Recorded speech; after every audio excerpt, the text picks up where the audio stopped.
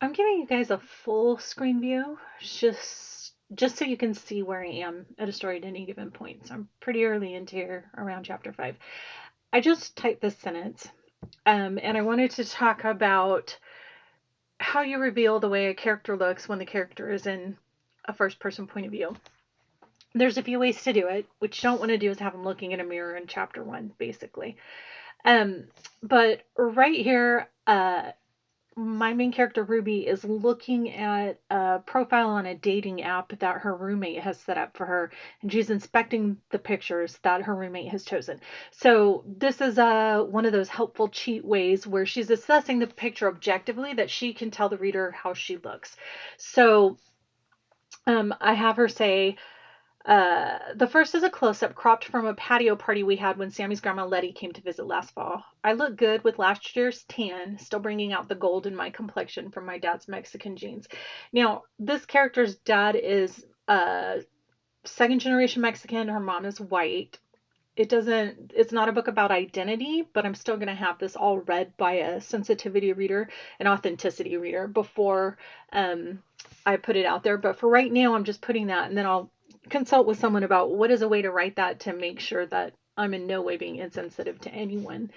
Anyway, continuing, my hair is still pretty short in the picture, bobbed just under my chin after an angsty post Niles salon visit. So we're getting an idea that she doesn't have really long hair, that it was shorter, but there's some time that's passed, which we know from last fall, and that it's still pretty short, meaning that it must not be as short now, and that this was an emotional reaction to a post breakup, which I think a lot of women can relate to. I hope it's not just me. Um, then it's grown out to a draped bob that almost touches my shoulders, curtain bangs on point.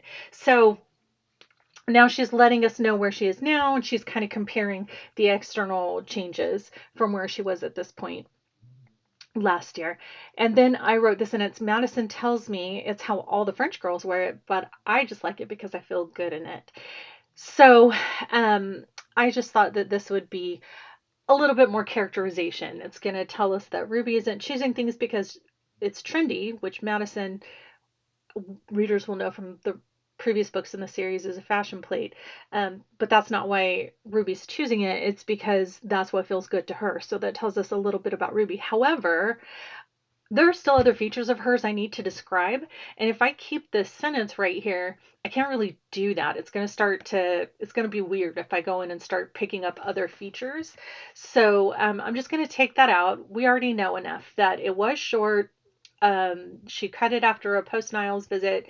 It's longer, but still not long. And we're getting the sense that it's curtain bangs on point.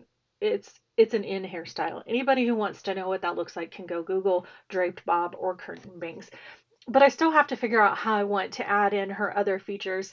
And so I could say something like,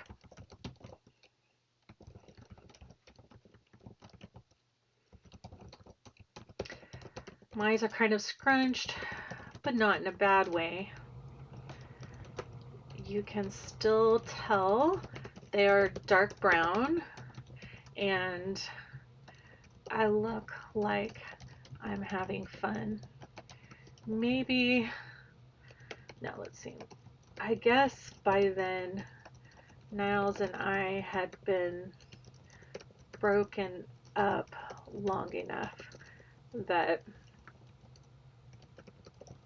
I was starting to find things fun again. Okay, I already know that I'm not going to keep it exactly like this because I've repeated a word, but I also don't feel like fixing that while I'm drafting. So I'm just going to highlight those so I can come back to them later. And then maybe here I could say something about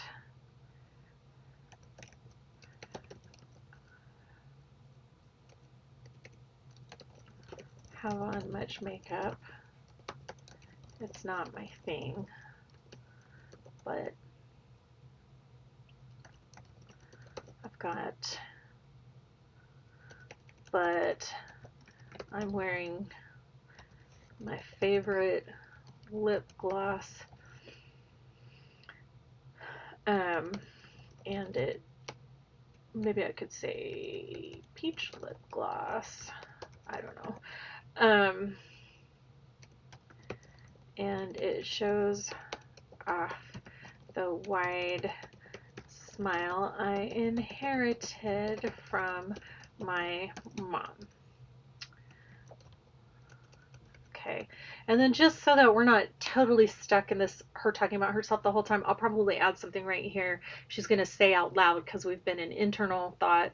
Um, I need to buy more, and I might put a name brand here, or when I come back to it, I might decide she might just say lip gloss right here.